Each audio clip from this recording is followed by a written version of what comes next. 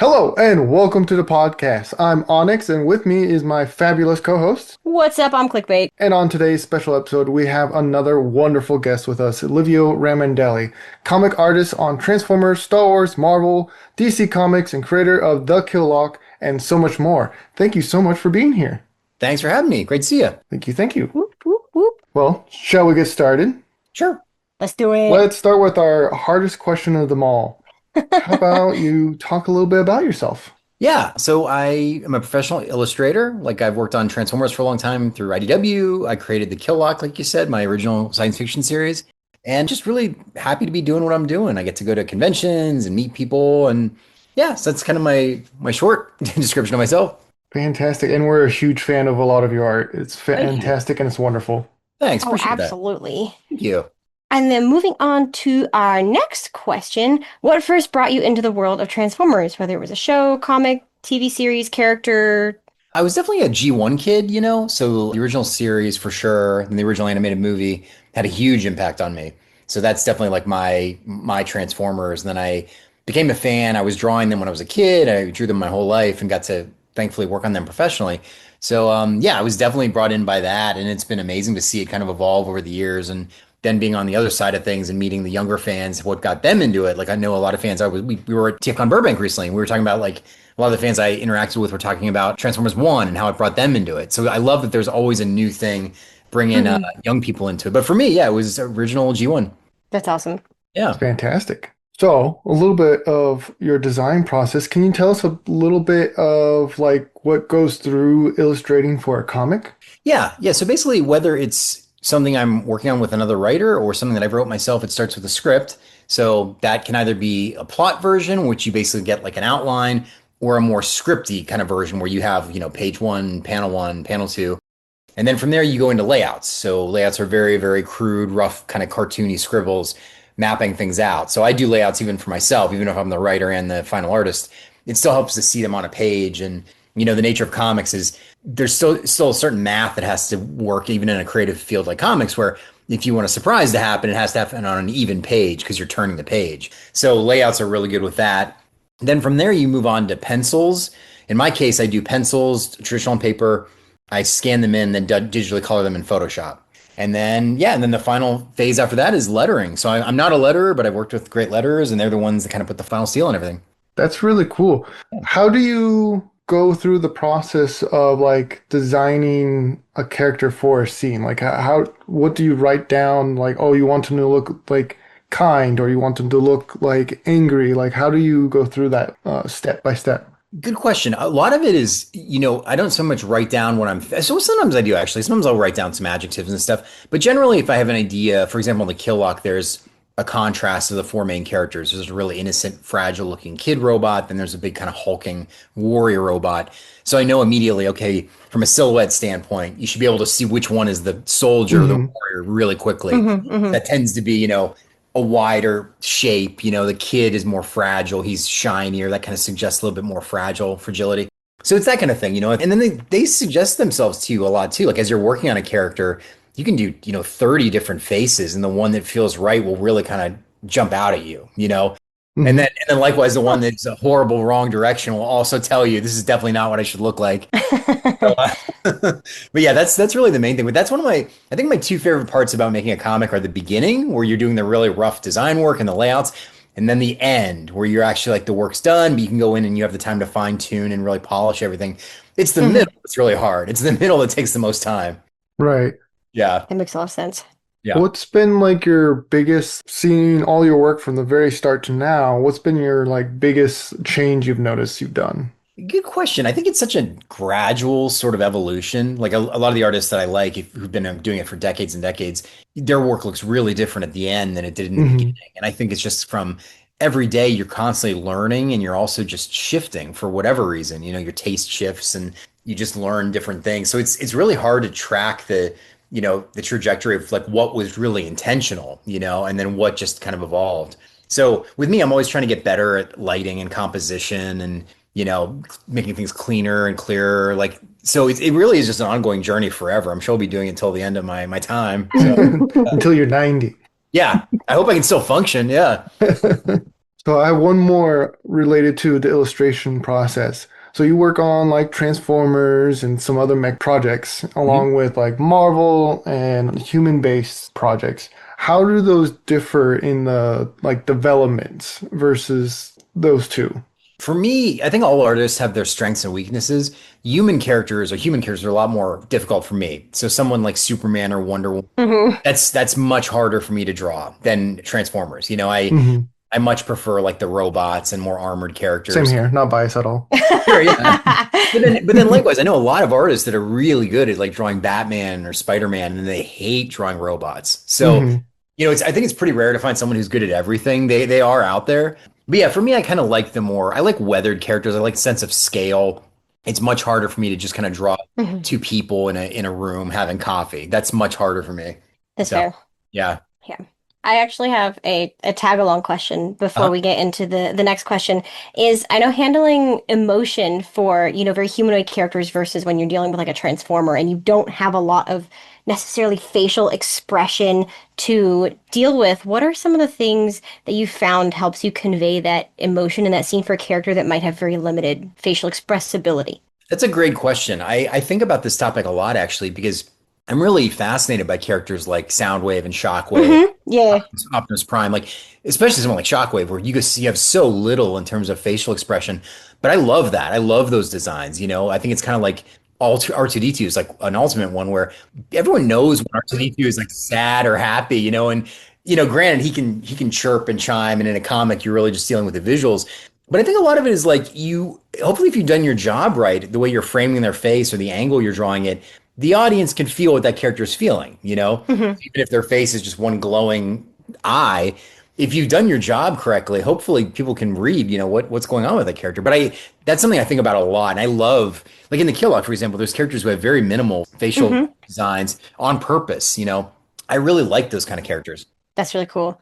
Yeah, Yeah. it's always so impressive when you're reading a comic and you're dealing with somebody like Shockwave, and you can feel the emotion that the artist and the scriptwriter is trying to convey, even though he's got like a head with an eye. There's no face to work with there, but you can still feel so clearly what's going on. I think that's so cool.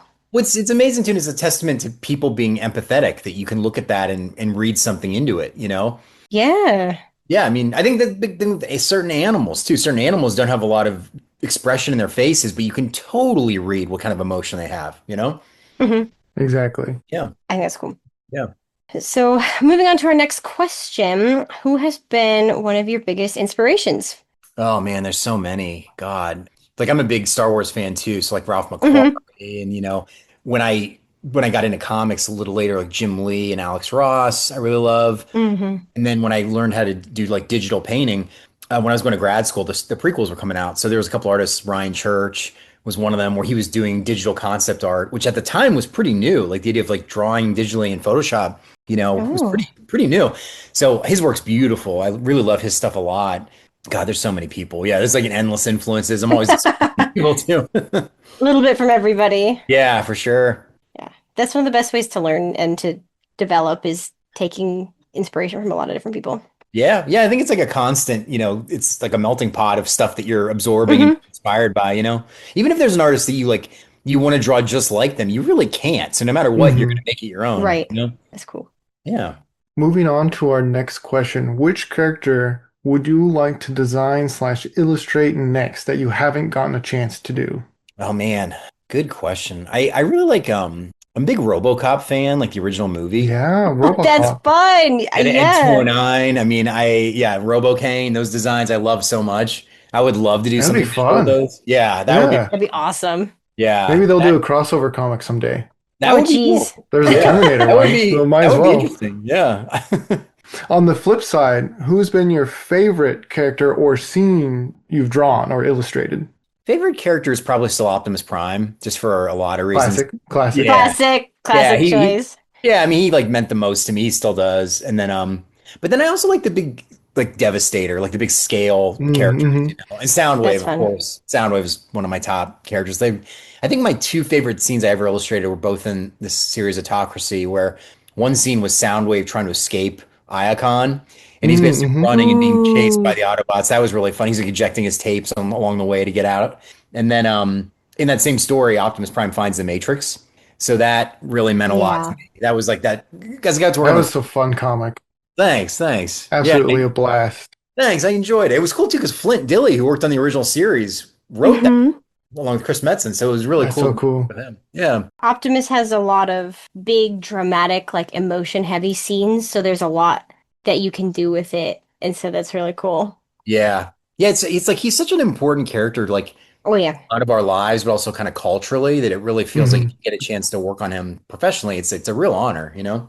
Hmm. It's really cool. So here's a challenging question. What's been the most difficult scene or character to design, and how did you overcome it? I mean, there's always some scenes. Like I always say with Transformers, like it's tricky because they're so detailed that there's scenes that you have to draw just the nature of a sequential comic that aren't Hmm. that interesting, really, where it's them kind of walking from one place to another, or they're in a briefing room talking. And, in a book, you just describe the briefing room once, right? Or in a movie, you Right. just shoot the location. Right. But Hmm. in the comic, you have to redraw it in every, or if they're walking around, you have to draw all of them walking in multiple panels. And it's just not as, like, for me, it's not as satisfying as doing like a big fight scene or a Right. big cover. Hmm. It's So a I think little that's the tedious. hardest. And then characters with wings, something like Starscream or something, it's like, it's harder in a sequential comic sometimes because they're blocking a lot of the characters and scenery behind them. So Hmm. that's kind of tricky, to have all those characters in the same space. And there's a lot of like, if you guys know tangents in the sense of art, two items hitting each other at a weird angle becomes a Hmm. distracting focal point. Yeah. Transformers is filled with characters that have horns and antenna, Oh, you know. I bet. So it's like avoiding tangents if there's like 10 of them talking to each other is hard. So, Wow, I yeah. never even thought of that. Like, not only Yeah. do you have to be aware of how everyone's facing and what they're doing, but you have to be also be aware of them not crossing into each other. I didn't even think of Yeah. that. And you Hmm. have to leave room for the lettering to go on top. So you have to draw all that, make sure they're not really interfering and creating tangents, and leave enough space for the lettering. So it's tricky. It really is like there's a lot of science behind it, which is kind of funny because it feels like Yeah. drawing is fun, but there's a lot of, construction put into a book. Wow, I never even thought A about lot that. to That is juggle. crazy. Oh my gosh. Yeah. All right, well, moving on to our next question. I think you kind of partially already answered this when we asked you who your favorite character to illustrate was, but do you have a different favorite Transformers character in general, or is it the same as similar to your favorite to illustrate? Probably the same thing. Yeah, I think Optimus, Soundwave, Devastator. My other favorite is Shockwave, like we mentioned, Megatron. I'm definitely, like I was saying, like a G1 guy. So that kind of era is my jam. Yeah, those are probably my favorites. Heck yeah. Do you have any favorite like G1 episodes or moments that really stick out to you that are like a favorite? I still love the More Than Meets the Eye, the first three-parter. Hmm. I Mm-hmm. remember as a kid watching that and like the opening. I still think the opening is incredible. Like it's so cool. Like that those were the first three. Yeah. And then there's a lot of episodes along the way, like War Dawn, I really liked a lot. I still to this day, I'm so hurt that Optimus Prime died that when he comes back and he fights, I forget the name of the episode, but there's like the plague they're all dealing with. Yeah, yeah. Mm-hmm. I Yeah, really I like don't seeing remember the Optimus name. Prime. Yeah, do you remember the name of the episode? I do not off the top of my Oh head. No, goodness. I would have to look it up. Is Okay, I that can't. the hate plague or what it was? Yeah, exactly. Yeah. Yeah. Is that just called The Return of Optimus Prime? I I feel like think Think it it might I, be. that okay. sound that is classic. They reuse that anyway, but Yeah, It's I the like that death a of lot. Optimus Prime, the return of Optimus Prime. Hmm. Yeah. Yeah, so that and then of course the movie, the first 30 minutes of the movie I think are like Oh, incredible. So, yeah. But Well, yeah. fantastic scenes. it looks like it's the return of Optimus Prime is following the Dark Awakening. Oh, yeah, Dark Awakening was a Ooh. good episode too, but kind of Yeah. disturbing because he's still like Yeah. pretty messed up in that one. But yeah. Speaking of the movie and killing characters so we can have more toys, what are your top favorite three toy figures? You don't have to own them, and they don't have to be Transformers related. Oh man. Oh man. God, that's tough. Well, let me start with Transformers. I will say like Okay. OG Soundwave was so amazing. I So just love fun. like, yeah, the tape Hmm. fitting his chest was so cool. What a fun gimmick too. Oh, amazing. Like it's even if you don't know the character, like or watch the show, it's so Hmm. cool. Hmm. Mm, yeah, God, that's tough. I collect a lot of Sideshow and Hot Toys Star Wars figures, The so Yeah? sideshow ones are so beautiful. I I love them. I love them. They're so great. I actually have more coming this year that I'm excited for that I pre-ordered. But Oh, heck yeah, yeah. favorites of all time. I don't know. You know what, the Masterpiece Soundwave was also. I not to name drop Soundwave Ooh. twice, but No, go He's for it. the beautiful. I have that one construction, too. I dude, do like the also. construction on that figure that you can like. I couldn't believe the stuff that they solved where like on the tapes, like laser bake, that you can fold down everything and it's Right? that is amazing to me. Absolutely amazing engineering. Yeah. Hmm.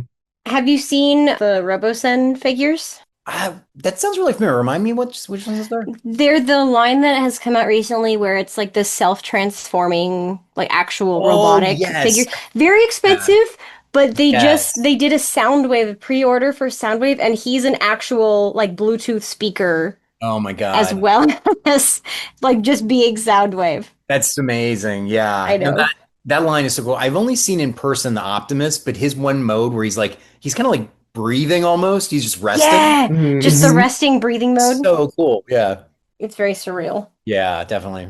Okay, I think leading up to our next question is, do you have any side projects you're currently working on? It does not have to be Transformers related, and it's just whatever you can tell us about. I do. I'm working on more Kill Lock. I can say that. Ooh, Yeah, so that's probably the only thing I can talk about. But yeah, that's the. Hopefully, I'll be able to talk about a lot more stuff coming up. But yeah, for now, yeah. yeah, no, So we yeah, totally get it. cool. So, on the mention of the Killock, could you tell us a little bit about your original comic series and kind of what it's about? Yeah, yeah. So it's an original sci-fi series by me. I kind of described it as like an R-rated Pixar movie where it's four, it's four robots who were viewed as criminals by their society. So they've been linked together by this invisible signal where if one of them dies, they all die. So they have to Oh, protect whoa. each other. Yeah. Oh So they're from goodness. very different walks of life. One is kind of a like, brutal soldier. One is a really advanced engineer. One is kind of an innocent kid, and then one's an addict. And so they're kind of pulled from different walks of life, linked together, and then thrown out into the galaxy to see if they can survive. So it's definitely like people who would never normally hang out together having to protect each other to survive kind of story. I love that trope. That's so fun. Yeah. Thanks. What is something no one knows about you that you wish more people did know? Good question. I guess the biggest thing is just like all the people who've like supported my work and come up to me at conventions over the years, just how much I appreciate that, you know? Because it's like it's very cool to talk to people. Normally, we only get a few seconds or something at a convention, but I spent so much of my time drawing stuff kind of alone that Hmm. you put out in the world. It's really cool to meet people who come up and have read it, you know? So I think that's the thing is just really appreciate it to everyone who's kind of read it and supported over the years.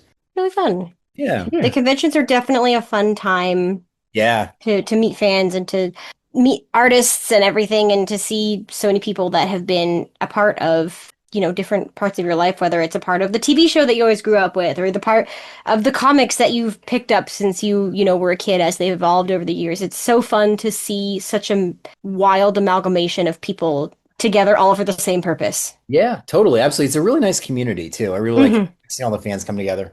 Yeah, it is a really wonderful community. I think we are coming to the end here Okay. rather quickly. And I think one of our last questions is, do you have any questions for us? If not, no worries, but we do like to give you a chance to ask questions. Yeah. So how long have you been doing this now? Oh goodness. Oh, geez. Clickbait, you've been with us for the last 3 years, but we've been doing this for five, I Four. think. Four Four? year? No, Four? Nice. 4 or 5? because you reached out to me, I want to say December of like either, I think it was December of like 2021. So it's been like a hot minute. Or maybe it's That's December of great. 2022. Yeah. So quite a Yeah. few years now. But I didn't Congratulations. Hmm. Yeah. join onto the comic side of things until more recently. I started off just on the D&D side of this Oh, podcast. Yeah, very we do cool. a Transformers D&D where we play with other voice actors and we have a good time. It's fun. Nice. Yeah, all my friends are into D&D. I haven't played since like eighth grade for me. I really have to get into it. A lot of my friends love it. I If you're definitely ever recommend it. interested, Yeah. we'll do a one shot with you. How long would Yeah, it take me? absolutely. How hard would it be for me to learn? Not hard at all. Our system is much simpler than normal D&D, so it's a Okay. very quick onboarding system. Okay. Hmm. That sounds fun. Yeah, Yeah. and even normal D&D, like typical fifth edition, is really meant to bring in new players very easily. Like if Okay. this was older, like second edition, or and we don't talk about any of the other editions. If it was second edition, then it's a really complex process. But even fifth edition, there's a lot happening, but it's relatively easy to pick up. We've just simplified it to be very beginner friendly for our system. Okay, cool. That sounds awesome. Hmm. Nice. And you're at Swerves right now? Oh yeah. Yeah. Are you Yeah, staying there yeah. all night or are you heading somewhere else? Thinking about going to McAdams afterwards, Oh, but nice. don't tell Nice. Swerve Yeah. that. Don't Uh, don't tell Swerve that, but He'll dock our pay. McAdam's real cool. oh, nice. Wait, That's you're cool. getting paid? Yeah, it's like 5 Shannocks. Oh my gosh, Onyx. I swear. But yeah, maybe go for a walk around Icon a little bit later. Who knows? Nice. Icon at night's beautiful. The lights. Yeah. The lights at night, the night scene is really, really gorgeous. Yeah, absolutely. Yeah. Hmm. All right, taking us to our last couple questions. Where can the listeners find you? The Yes. social media, not your address. Just to be Oh, clear. yeah. So Instagram and Twitter or X, same, just Livio Ramondelli, my full name. I'm probably most active on Instagram, but I post art there a lot. Also on Whatnot, if there's anyone listening who uses that to collect art, I'm on there as well, just my full Ooh. name. So yeah. Nice. And listeners, all the details will be in the description below, either on the video or the podcast, the version that, whichever one you find this on, really. Mhm. Yeah. And then our very last question of the night is when we like to finish up with a little bit of positivity. Do you have any words of wisdom or something special you'd like to say to the listeners? Maybe people who are looking for a little bit of inspiration for drawing or just going through life. Oh yeah. Well, the biggest thing I would say is just keep at it, you know? Like drawing has been really fun. It's been with me at times in my life where I needed an outlet, you know? It's been with me when I felt good and I felt sad, you know? It's nice to have a creative outlet, you know? I think that sometimes it's there for you and you don't even realize how much it's helping you. Mm-hmm. And if anyone out there who's, young and, struggling, when they want to be a better artist, that's how all of us feel forever. Like if anyone out there listening is like, I wish I drew better. We all do. Like, it's just, you're constantly learning. So yeah, I would just say, stick with it. It's really fulfilling. Awesome. Fantastic. Yeah. Some great advice. Yeah, Thank you totally. so much. Yeah. Yeah, Great to thank you talk so to much for joining us. Yeah. Yeah, thank you so much for joining us. And Yeah. thank you, listeners, for tuning in. Again, all their social media accounts will be listed below till all are one. Till all are one. All are one.